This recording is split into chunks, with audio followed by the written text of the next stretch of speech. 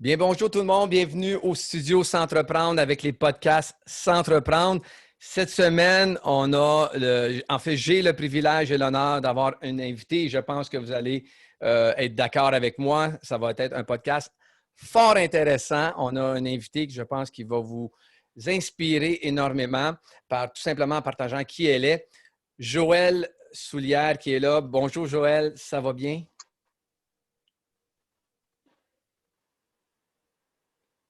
Ça va bien, Bonjour Eric, Joëlle? ça va bien? Merci beaucoup. Oui, super. Donc, Oui, ça va on dit, bien, toi? ben oui, merci. Puis on va dire tout de suite aux gens, on est désolé si jamais il y a un petit délai. Joëlle, elle est dans sa minivan qu'on va parler peut-être un peu plus tard. Assurément qu'on va en parler. Donc, elle est à quelque part au Québec dans sa van. Donc, si jamais il y a un petit délai ou il y a des petits problèmes techniques, soyez indulgents avec nous. Mais vous allez voir que ça ne va rien enlever à tout le propos. Bien au contraire, ça va peut-être même mettre un peu de piquant dans tout ça. Joëlle, on s'est connus dans un contexte pas particulier, mais très précis. On s'est connus lors du programme du cours Lancement d'une entreprise. À l'époque, en 2017, je crois, tu as suivi le cours Lancement d'une entreprise parce que tu avais un projet professionnel entremêlé avec entrepreneuriat un peu, là, dans le sens que tu voulais acquérir une clinique d'optométrie. Donc, tu es c'est ton métier et tu voulais peut-être avoir un associé puis d'acheter. Donc, tu as suivi le cours et c'est là qu'on s'est connus. Peut-être nous parler un petit peu de cette époque-là, de ce projet-là. Donc, pourquoi tu avais suivi le cours et un petit peu comment ça s'est passé là, à cette époque-là? Ben oui, donc j'étais optométriste depuis environ 1 an, 2 ans. Puis la chose normale à faire, ça avait l'air de, tu sais, je travaillais déjà à une clinique d'optométrie, j'adorais la clinique. Donc je me disais, la chose normale à faire, ça serait de m'associer puis d'acheter des parts dans cette clinique-là. Donc, puis là, je me suis dit, ben, tu sais, moi, je pouvais pas acheter sans avoir quand même des connaissances entrepreneuriales. Dans notre cours à l'université, on nous apprend pas beaucoup ça, on nous apprend beaucoup les yeux, 5 ans d'optométrie sur les yeux, mais entrepreneuriat, pas vraiment. Donc, je me suis dit, OK, je vais aller suivre le cours avant. Pour moi, c'est important d'être bien informé sur ce sujet-là avant d'entreprendre ça. Mm-hmm. Puis, c'est comme ça que j'ai connu. Je voulais m'associer. J'ai suivi ce cours-là. Finalement, les choses sont allées un petit peu différemment par la suite, mais c'était un de mes projets à ce moment-là.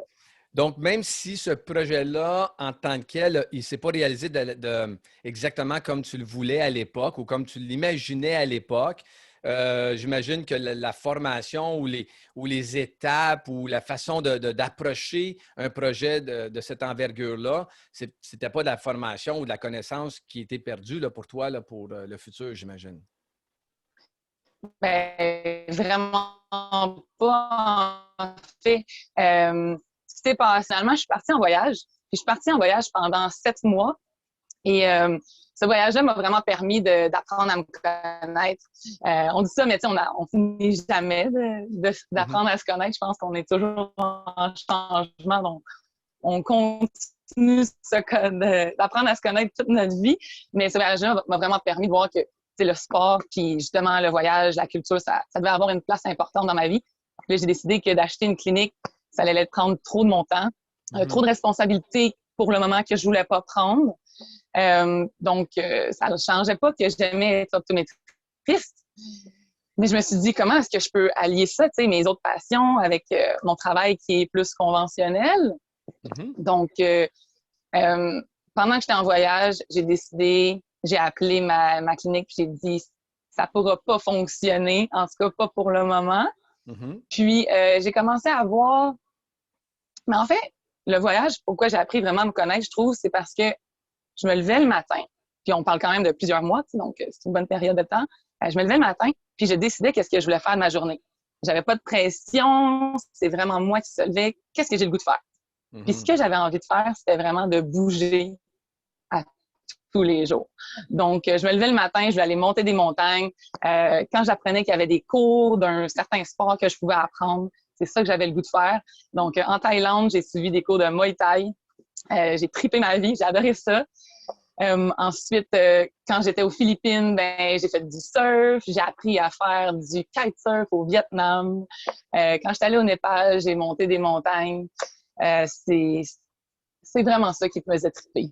Donc, voilà, oui, des Oui, belles ben, pendant que images, tu des beaux parles, souvenirs. ben oui, je monte ça. Mhm. Effectivement, c'est assez incroyable de voir tout ça, puis de voir.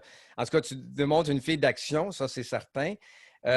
Mais Joël, partir 7 mois comme ça, faire un peu le tour du monde, aller dans des pays comme Je ça, pense faire que des activités. ça me décrit pas pire. Oui, oui, effectivement, on peut bien te connaître juste en regardant les photos. Puis c'est vraiment là, puis tu as envie probablement, il y a peut-être beaucoup de gens qui sont en train de regarder ça puis de dire Wow, j'aimerais ça de vivre ça. Mais justement, c'est en quelque sorte, c'est un projet, je dirais, presque aussi gros que d'acheter une clinique puis de s'associer. Là, je veux dire, de partir comme ça, de faire un peu le tour du monde, d'aller voyager pendant 7 mois, de découvrir des parties du monde, puis de faire des activités comme tu as fait, le Muay Thai, escalader des montagnes, faire de la voile, faire un peu de moto dans des villes et tout ça. Je veux dire, ça se prépare. Je veux dire, c'est de réaliser un gros projet quand même. Tu n'as peut-être pas réalisé le projet d'acheter une Ben, clinique, mais en même temps, c'est quand même un gros projet à réaliser. Là.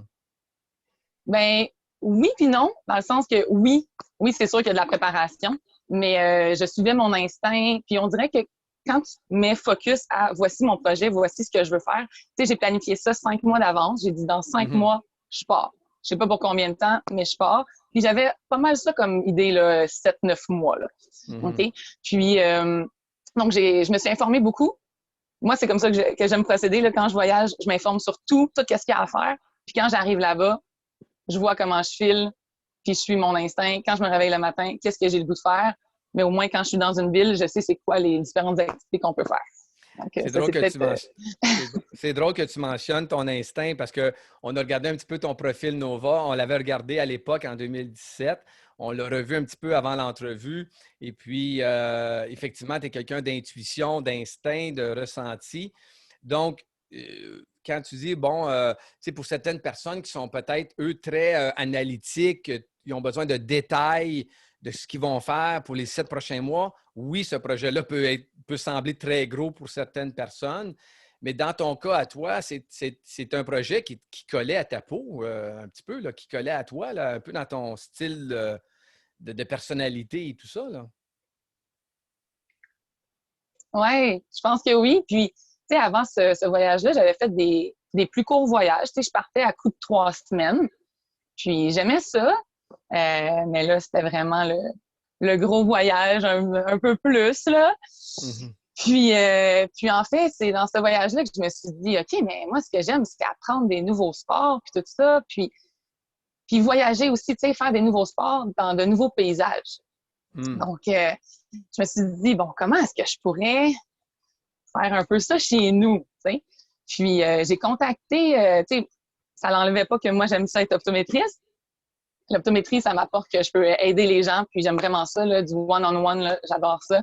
Euh, donc, j'ai contacté des chaînes de lunetterie au Québec. Puis, Mhm. je leur ai offert ça. Je leur ai dit, moi, j'aimerais ça faire du remplacement un petit peu partout dans les lunetteries du Québec. Je me suis dit peut-être bien qu'ils vont me trouver un peu folle, qu'ils vont me dire, ben voyons donc, ça se fait pas. Mais finalement, ils ont pas mal sauté de joie, en fait. Ils m'ont Wow. accueilli à bras ouverts. Ils ont dit, ben oui, tu sais, qui vraiment, là, veut se promener au Saguenay, Bas-Saint-Laurent, Maniwaki, comme ça, pendant tout l'été, pour faire du remplacement de vacances. Ben, eux, Wow. ils m'ont accueilli à bras ouverts. Puis moi, je ne savais pas, tu sais, qu'ils allaient triper autant que moi, là-dedans. Puis moi, comment je fonctionnais, c'est que je prenais, souvent, je travaillais 2 semaines, je prenais quelques jours, une semaine de congé pour visiter l'endroit. Puis ça mixait les deux. Wow. Fait que tu as réussi à trouver une façon de jumeler ce projet-là qui te nourrit personnellement en tant que personne, en tant qu'humaine, en même temps de continuer ta profession en optométrie et d'aider, même à la limite, peut-être que l'idée, c'est innovant parce que, comme tu l'as mentionné, les autres peuvent être surpris de ton idée. Ça ne s'est jamais fait. Donc, c'est très innovant, le Think Different. Mais en même temps, pour toi, ça pouvait te permettre de continuer à voyager, de rencontrer des nouvelles personnes, de pratiquer des nouveaux sports, de voir de nouveaux paysages et en même temps, bien, de continuer à faire ton métier, d'aider les gens par rapport à ton métier puis à leurs yeux et tout. Mais en même temps, je pense que tu aides cette chaîne-là aussi en même temps Tellement, énormément. tellement, oui. Fait que Mhm. c'est génial. Je veux juste revenir un petit peu aussi, encore une fois, à l'importance de bien se connaître parce que c'est un peu le thème du mois de mars. Euh, pour toi, à quel point c'est important justement cet équilibre-là d'avoir un projet personnel comme ça et ton projet professionnel qui est ton gagne-pain, qui te permet probablement aussi d'acquérir une vanne, tu sais, de mettre un peu d'argent aussi là-dedans. Donc, à quel point c'est important pour toi justement là, de jumeler ces deux passions-là ou en fait ces deux projets-là? Ben, tu sais, je me trouve tellement chanceuse pour vrai parce que mes amis diraient oui, mais tu crées ta chance. Je dis oui, mais c'est vraiment un parfait équilibre pour moi. Tu sais. Il y a des gens qui diraient ben, on dirait que tu vis deux vies parallèles, tu sais, la vie d'optométriste, puis là maintenant je vis en van. Ouais, mais pour moi, c'est un équilibre. Puis je me suis posé la question, tu sais, souvent, on va s'inspirer des gens qui nous ressemblent ou des gens qui. Puis moi, ben, j'avais pas tellement de modèles à ce point de vue-là, en fait. Là. Tu sais, des professionnels qui vivent en van, il y en a pas beaucoup. euh, ou Non, juste des professionnels qui vivent différemment. un Mais peu pour dans le moi, luxe. ouais, souvent, c'est plus ça. Mais pour moi, c'est naturel, c'est suivre mon instinct. Puis je me dis, pour le moment, c'est ça. Peut-être que plus tard, ça sera autre Mhm, chose. mhm, Peut-être mhm. qu'un jour, je vais m'acheter une maison, mais je pense pas à ça. Pour le moment, je suis tellement bien. Puis, c'est vraiment que quand je me réveille le matin, oui, c'est ça que je file. Tu sais, je voudrais pas être ailleurs. Mhm, mhm. C'est juste ça. En fait, tu t'es respecté, un peu comme je le disais dans le podcast de la semaine passée, tu t'es respecté en tant que personne, qui tu étais, puis tu t'es honoré là-dedans et tu as réussi, puis bravo encore une fois, tu as réussi à trouver le moyen de t'honorer, de te respecter par rapport à qu'est-ce qui te, tu sais, qu'est-ce qui te fait du bien, qu'est-ce qui t'allume, qu'est-ce qui te ressource dans ce projet-là et en même temps continuer ta profession. Donc, franchement, bravo. Je pense que je pense que tu le Mhm. sais que je fais tirer parmi tous ceux qui vont écouter les podcasts, commenter, aimer, partager un profil Nova. On l'a regardé tantôt. Est-ce qu'il y a deux, trois éléments du profil Nova, toi, qui vient un peu te chercher ou tout simplement, c'est quoi ton commentaire par rapport au profil Nova? Comment tu as trouvé ça? Comment tu as aimé ça? Si tu avais quelque chose à dire à ce sujet-là, tu dirais quoi?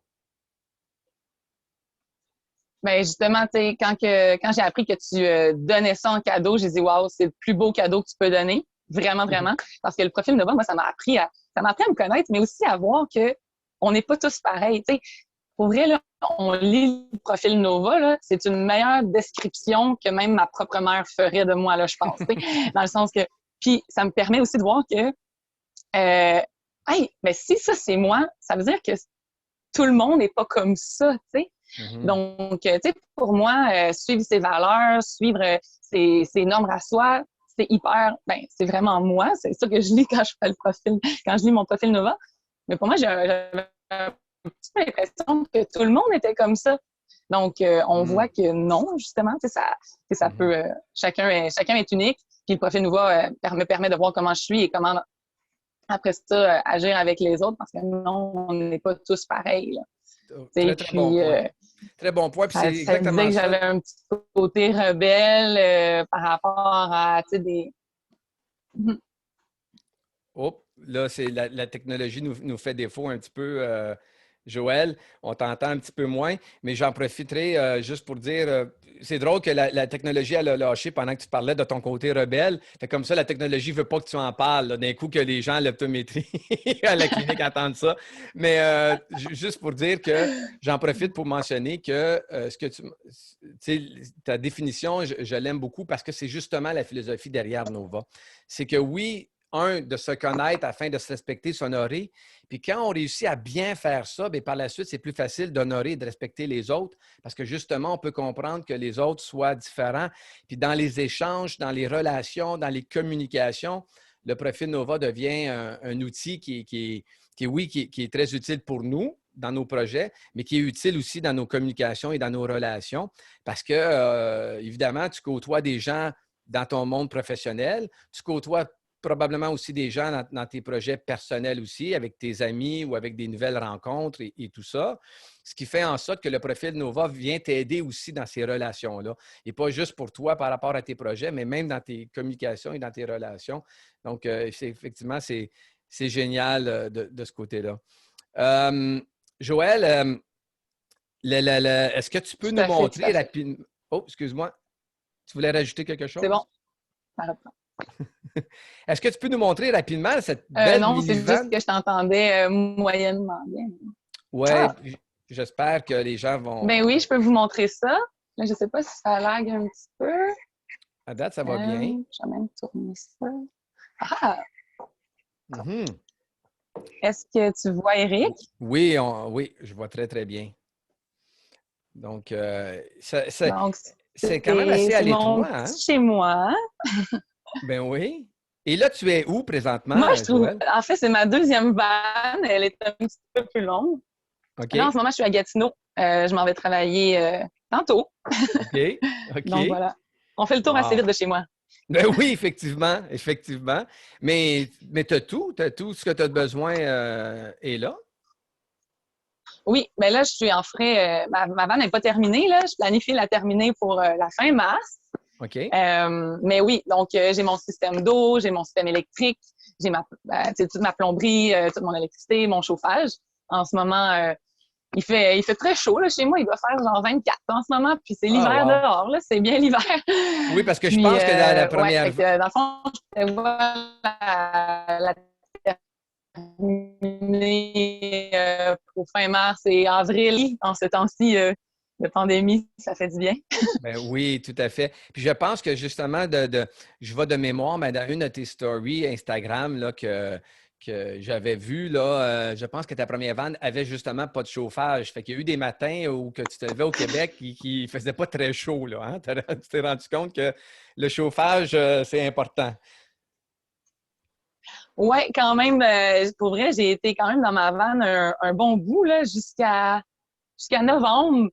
Hey, est-ce que j'étais encore dans ma vanne des fois? Ah, je pense que c'était au mois de novembre, mais même, tu sais, j'étais allée aux îles de la Madeleine cet été, puis j'en aurais pris un petit chauffage en septembre aux îles de la Madeleine aussi. Là. Donc là, je suis mieux J'imagine. installée encore. Hey, juste une petite question, parce que tu parles des îles de la Madeleine, une petite question qui me pop-up. Je m'en allais ailleurs, mais juste, c'est mon déficit d'attention des fois qui embarque, hein, je pense à d'autres choses, fait que je veux absolument la poser, la question. Euh, Par rapport au Québec et par rapport à ton voyage à travers le monde, j'imagine que c'est le fun de voyager à travers le monde, mais en temps de pandémie comme ça, de rester au Québec, est-ce que c'est vrai que le Québec a des belles places qu'on n'a pas à envier d'autres parties du monde avec qu'est-ce qu'on a au Québec? Je ne sais pas si ça l'a coupé ou tu as Ça a compris la coupé un petit peu, question. mais je pense que tu me demandes de comparer un petit peu le Québec avec d'autres parties du monde. Bien, en fait, oui, dans le sens, est-ce que de rester au Québec, c'est pas perdant, dans le sens que si les gens n'ont pas la chance de voyager à travers le monde, mais de rester au Québec, il y a des belles places au Québec là, à voir. Là. Donc, j'ai pas tout compris, sauf que pour vrai, le Québec, si je peux dire quelque chose, tu me diras si ça coupe encore, Eric, mais moi, à voyager au Québec, là, je suis 100% heureuse. OK? Moi, si on peut pas voyager pendant encore 2 ans, j'aimerais ça qu'on puisse, là. Mais le Québec, là, c'est grand. J'en ai de la place à voyager. Puis les gens sont gentils. Il y a des régions que je suis juste tombée en amour, là, complètement. Mhm. Puis Mhm. je m'en vais en Colombie-Britannique, mais je pourrais rester ici des mois, des mois, des mois, puis rester en van, oui, tu sais, j'adore le Saguenay, le Bas-Saint-Laurent. Mhm. Toutes les régions, pour vrai, ils ont chacun leur truc. Puis le plein air, là, on est servi là, au Québec. Oui, c'est ça, effectivement. Euh, Il y a un beau Vraiment. cachet. Chaque région a un petit cachet, puis si on a la chance de le découvrir, là, c'est vraiment, vraiment, vraiment le fun. On est à veille de terminer, Joël. Je veux juste aussi, tu voyages pas seul, je pense. Hein? Des fois, il y a un chien qui se promène avec toi. Là, hein? Là, j'ai vu que tu travailles, j'imagine que tu es seul, mais il me semble que j'ai vu des photos où que des fois, tu as un chien qui t'accompagne. J'ai pas de chien personnellement, mais j'ai un amour pour les chiens. Donc, OK. je me suis entourée de plein d'amis qui ont des chiens. Mon papa, il a un chien. Donc, pour moi, ces petites bêtes-là à quatre pattes, ils ont une place spéciale dans mon cœur. Un jour, j'en aurai peut-être un, mais pour le OK. moment, je suis encore plus libre. OK, parfait. Excellent. Et est-ce que tu as des amis qui ont des vannes comme ça qui te suivent aussi avec toi ou tu es tout le temps seul?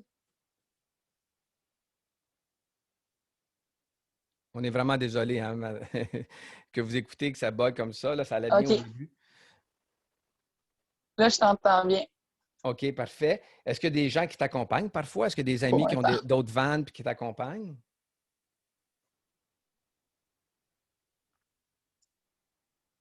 Bon, Joël est pris avec. C'est la beauté du direct ou en fait du faux direct des entrevues, mais on a eu on est très content d'avoir entendu pendant une bonne partie de l'entrevue Joël avec son projet personnel. J'aurais aimé qu'elle nous laisse avec peut-être un mot d'inspiration ou d'encouragement pour ceux qui ont des projets personnels, mais qui travaillent. Des fois, on a des projets professionnels, puis des fois, on a des familles, puis on a un travail, et on ne peut peut-être pas souvent voir comment on peut faire de la place pour des projets personnels. Et Joël, je pense qu'elle est un bel exemple de ça, un bel exemple plutôt de ça. Donc, c'était très, très, très le fun de jaser avec Joël ce matin, malgré la technologie, malgré la distance. Et Wow, ça coupe vraiment beaucoup maintenant, j'entends plus. oui, c'est ça. Ben, je suis en train de mentionner Je pense que je vais te justement. laisser terminer, Eric. Oui, exact. Et on se reparle très, très bientôt, Joël. Puis je vais continuer à te suivre sur Instagram, évidemment. Puis merci beaucoup pour le temps que tu as pris avec nous. C'était Joël Soulière. Je suis certain qu'elle aurait aimé ça terminer avec un mot d'inspiration ou d'encouragement. Quand j'ai posé la question s'il y avait des amis qui la suivaient, je connaissais un peu la réponse parce que sur les photos, on voit aussi des fois une deuxième vanne ou une troisième vanne. Elle mentionnait aussi avant l'entrevue c'est sa deuxième vanne, comme vous l'avez entendu. Et son idée, c'est de n'avoir d'autres. Elle veut toujours en avoir, l'améliorer et tout ça. Donc, c'est une passion pour elle. Il y a la motivation qui est là. Elle met beaucoup d'énergie. Vous l'avez vu, comment c'est une femme d'énergie. Et elle fait des petits pas à chaque jour pour réaliser ça. C'est une autoconstruction. Je ne sais pas si Joël m'entend, mais moi, j'ai vu des photos et des stories. C'est pratiquement une autoconstruction, Oui. la vanne. Donc, à chaque jour, elle faisait quelque chose qui se rapproche justement de ce projet-là, de ce rêve-là. Des fois, il y en a qui peuvent mettre rêve comme synonyme à projet. Mais je pense qu'elle est un bel exemple, comme on disait tantôt, des fois, c'est faisable de combiner des projets professionnels ou entrepreneuriaux avec des projets personnels. Elle est un bel exemple de ça. Joël, si tu nous entends bien, est-ce que tu as un petit mot à dire à la fin pour encourager les gens que c'est faisable et peut-être les gens qui ont des idées ou des idées ou des projets personnels, là, un petit mot que tu pourrais leur dire pour les encourager? Ben oui, c'est go for it, mais pour vrai, moi, la vente, c'est un de mes projets. Je pense que pour le moment, en tout cas, c'est mon projet que je suis le plus fière, même après mes années d'université. C'est sûr que c'est tout récent aussi, là, c'est chaud, chaud, Mhm. chaud, mais c'est parce que ça suit vraiment mes motivations sont là à chaque matin. Il y a des matins un peu plus durs que d'autres. Là. Des fois, on n'a pas de garage, on travaille dehors à -20, c'est un peu plus tough, mais je suis motivée à 100% par ce voyage-là, par ce projet-là. Euh, Mes expériences passées, donc, justement, j'ai eu ma première vanne qui était, pour moi, je suis allée en étapes.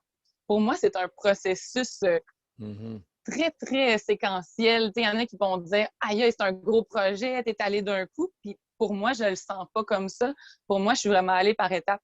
J'ai commencé j'étais en Honda Fit, je dormais dans mon auto, puis j'avais mon vélo de montagne dans l'auto. Je voyageais un petit peu partout pour aller travailler. Évidemment, là, à ce moment-là, ils me réservaient des hôtels, c'est sûr.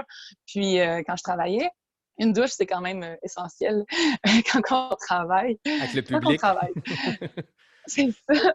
Puis après ça, j'ai acheté une vanne qui était déjà convertie, puis que j'ai mis un peu plus à mon goût de sport. Puis après ça, bang, je pars un gros projet.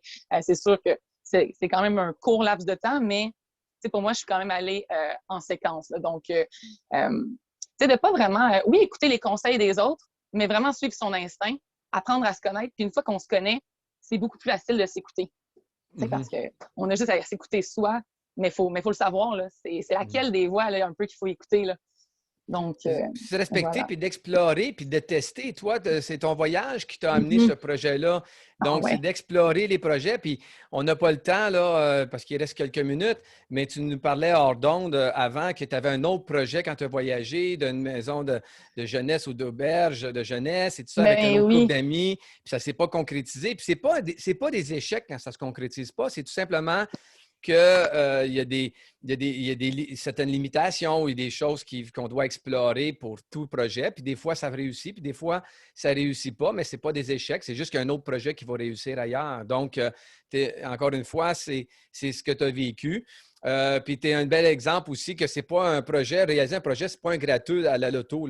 Tu as travaillé pour, tu étais motivé, tu as mis de l'énergie et tu as fait des small, simple steps. Hein, que je parlais au dernier podcast.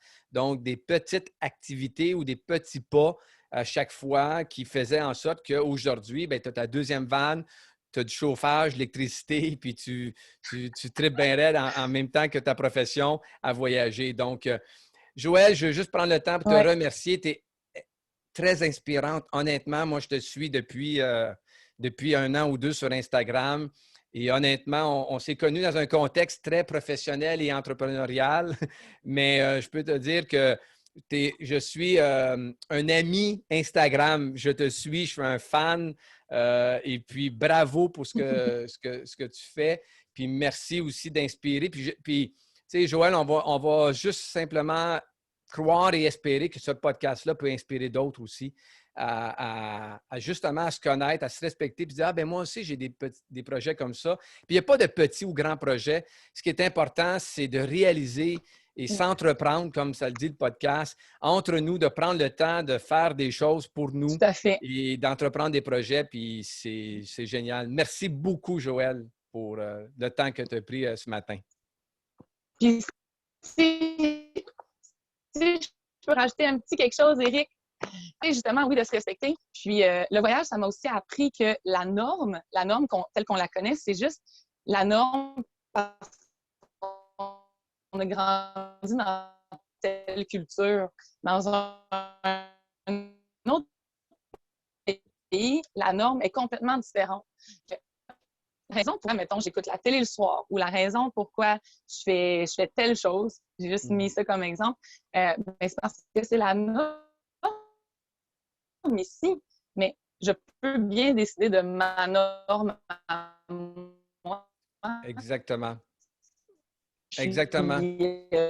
Donc, mêler professionnel, tout le monde a créé son propre norme. On peut vivre dans une maison, mais avoir sa propre norme, son propre équilibre. Exact. De s'écouter, de se respecter. Merci, Joëlle. Ça va couper dans bientôt. Puis ça coupait déjà, mais on a compris l'essentiel de ce que tu disais. Puis c'est un très beau message, effectivement. Les normes, là, quand on voyage, on voit aussi qu'on est pris dans une norme ou dans une façon de faire que pour le think outside the box, hein, le think different, penser autrement, puis voyager, puis de voir d'autres cultures, puis d'autres façons de faire. Ça peut juste nous allumer puis nous inspirer. Tu as tout à fait raison. Puis merci beaucoup pour cette dernière parole-là. C'est très apprécié puis c'est très vrai. Merci encore une fois, Joëlle. Je te dis à la prochaine. Oui. On continue à se communiquer. Merci encore une fois. Bravo.